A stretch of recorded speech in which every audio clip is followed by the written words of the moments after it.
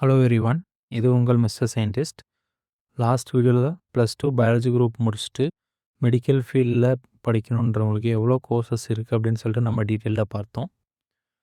இன்றைக்கி நம்ம அதில் ஒரு 3 கோர்ஸ் மட்டும் செலக்ட் பண்ணி இன்னும் டீட்டெயிலாக நம்ம பார்க்க போகிறோம். ஏன் அப்படின்னா இந்த 3 கோர்ஸில் தான் நிறைய பேருக்கு டவுட் வருது, எந்த கோர்ஸ் சூஸ் பண்ணணும் அப்படின்னு சொல்லிட்டு.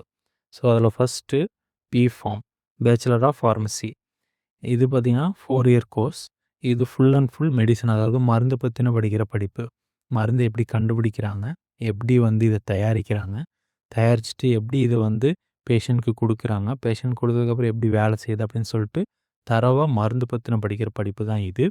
இது பார்த்திங்கன்னா தமிழ்நாட்டில் நிறைய காலேஜஸ் இருக்குது. 2 கவர்மெண்ட் காலேஜஸ் இருக்குது. இதில் நீங்கள் எதுனாலும் சூஸ் பண்ணி படிக்கலாம்.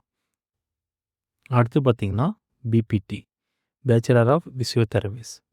இது 4.5 வருஷம் கோர்ஸு. இதுவும் பார்த்திங்கன்னா ஃபுல் அண்ட் ஃபுல் ஹெல்த் கேரை பற்றி படிக்கிற படிப்பு.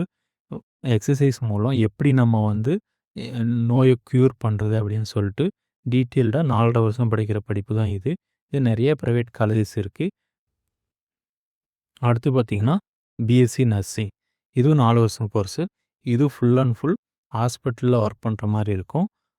ஹாஸ்பிட்டலில் ஹெல்த் கேர் கொடுக்குற மாதிரி, டெய்லியும் பேஷண்ட்டை மீட் பண்ணுற மாதிரி இருக்கும். நிறைய ப்ரைவேட் காலேஜஸ் இருக்குது. சில கவர்மெண்ட் காலேஜஸில் இந்த கோர்ஸ் அவைலபிளாக இருக்குது. இந்த கோர்ஸஸ் எல்லாம் யார் படிக்கலாம் அப்படின்னு பார்த்தீங்கன்னா, ஃபுல் அண்ட் ஃபுல் மெடிக்கல் ஃபீல்டில் நான் சூஸ் பண்ணணும், பயாலஜி கோர்ஸ் முடிச்சுட்டு மெடிக்கலில் பண்ணணும்னு நினைக்கிறவங்க இந்த கோர்ஸு தாராளமாக எடுத்து படிக்கலாம். இது ஒவ்வொரு கோர்ஸ்லேயும் என்னென்ன ஆப்பர்ச்சுனிட்டி இருக்குது அப்படின்னு சொல்லிட்டு இன்னும் டீட்டெயிலாக பார்க்கணும் அப்படின்னு பார்த்தீங்கன்னா, ஃபஸ்ட்டு பிஃபார்ம். பிஃபார்மில் ஃபார்மசிஸ்ட், அதாவது பிஃபார்ம் முடித்தா ஃபார்மசிஸ்ட்டுன்னு சொல்லுவாங்க. ஃபார்மசிஸ்ட்டில் ப்ரைவேட்டாக போகலாம், கவர்மெண்ட்டு எம்ஆர்பி எக்ஸாம் எழுதி கவர்மெண்ட் ஃபார்மசிஸ்ட்டாக போகலாம்.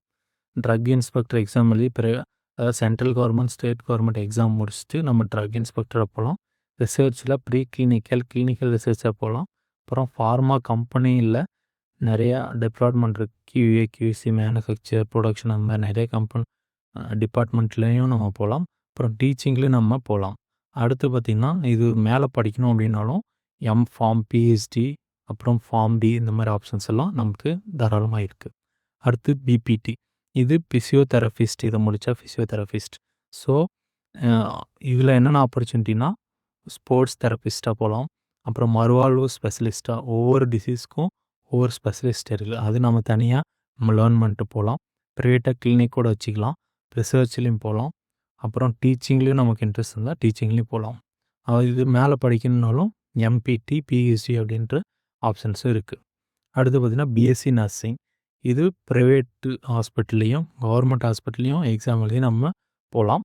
ஐசியூ நர்ஸாக போகலாம். அப்புறம் பார்த்திங்கன்னா மிலிட்ரி, ஆர்ஆர்பி, அது மாதிரி சென்ட்ரல் கவர்மெண்ட் எக்ஸாம் ஆப்பர்ச்சுனிட்டிஸும் நிறைய இருக்குது.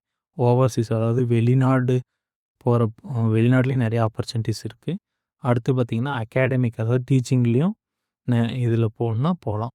மேலே படிக்கணுனால எம்எஸ்சி நர்சிங், பிஎஸ்சி, அந்த மாதிரி இதில் போகலாம். இதெல்லாம் ஓவராலாக இது எல்லாம் மெடிக்கல் கோர்ஸ் அப்படிங்கிறதுனால நம்ம ஐடி ரிலேட்டடாக எக்ஸாம், அதாவது ஃபார்மகோ விஜிலன்ஸ், மெடிக்கல் கோடிங், இன்னும் எக்ஸட்ரா, அந்த மாதிரி நிறையா கோர்ஸ், நிறையா ஜாப் ஆப்பர்ச்சுனிட்டிஸும் இருக்குது. இந்த கோர்ஸ் எப்படி நம்ம சூஸ் பண்ணலான்னா, உங்களுக்கு எது நல்லா வரும், எது உங்களுக்கு பிடிச்சிருக்குன்னு பார்த்து நீங்கள் செலக்ட் பண்ணி இதை படிக்கலாம். கோர்ஸ் செலக்ட் பண்ணுறது எவ்வளோ முக்கியமோ அதோட ரொம்ப முக்கியம் காலேஜ் செலக்ட் பண்ணுறது. அடுத்த வீடியோவில் நான் டீட்டெயில்டாக எப்படி நம்ம காலேஜ் சூஸ் பண்ணணும்னு சொல்லிட்டு நான் போடுறேன். ஃபாலோ பண்ணுங்கள், சப்போர்ட் பண்ணுங்கள். தேங்க்ஸ்.